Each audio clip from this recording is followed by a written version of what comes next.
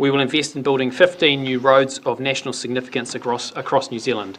All RONs will be 4-laned, grade-separated highways, and all funding, financing and delivery options should be considered to deliver them in stages as quickly as possible.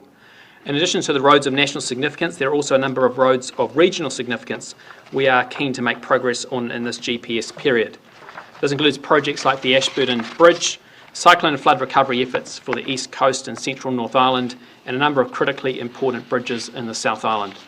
I've made my expectations clear that the New Zealand Transport Agency must consider different ways of funding and financing major transport investments, ensuring they make efficient use of every dollar spent.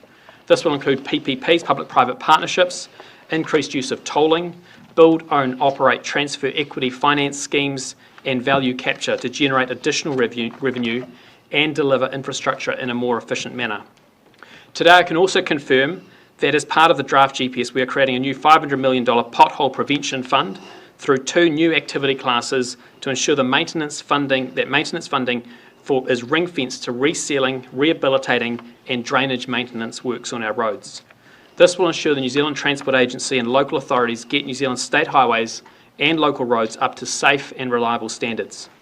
These activity classes will be paired with a focus on achieving long-term maintenance outcomes of 2% of the state highway network renewed each year and 9% of the state highway network resealed each year, and increasing requirements of potholes to be fixed within 24 hours. Safety on our roads is a responsibility we all share. We need to give police the tools they need to do their job, but we must also hold them to account for delivering better enforcement outcomes. The draft GPS signals the government's intention to introduce workable legislation to enable roadside drug testing, as well as reviewing fines for traffic offences. We also intend to review the vehicle regulatory system to better manage the safety performance of the vehicle fleet. The government will not continue with the previous government's blanket approach to reducing speed limits. We will take a balanced approach and targeted approach to speed limit settings, ensuring economic impacts, including travel times, and the views of road users and local communities are taken into account alongside safety. The New Zealand Transport Agency will also have flexibility to invest in a wide range of targeted safety interventions on high-risk parts of our roading network, where it provides strong safety outcomes and achieves value for money.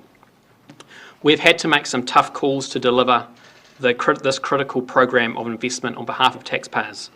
To balance the transport budget, we're proposing an increase to the motor vehicle registration fee of $50. This will be split over 2 years with a $25 increase from 1 January 2025, followed by a further $25 increase on 1 January 2026. The motor vehicle registration fee has not been increased since 1994, and the proposed change reflects that inflation has reduced the real value of that revenue source by half. I can confirm that we will not be increasing FED or RUC in this term.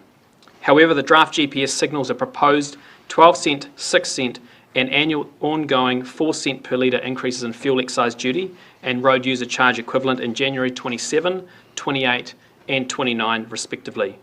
When it comes to balancing the transport budget fairly, we have chosen to prioritise new roading infrastructure, maintaining services and targeted investment in public transport, while also ensuring our roading network is maintained to a high and safe standard. We will be moving all vehicles to a road user charge.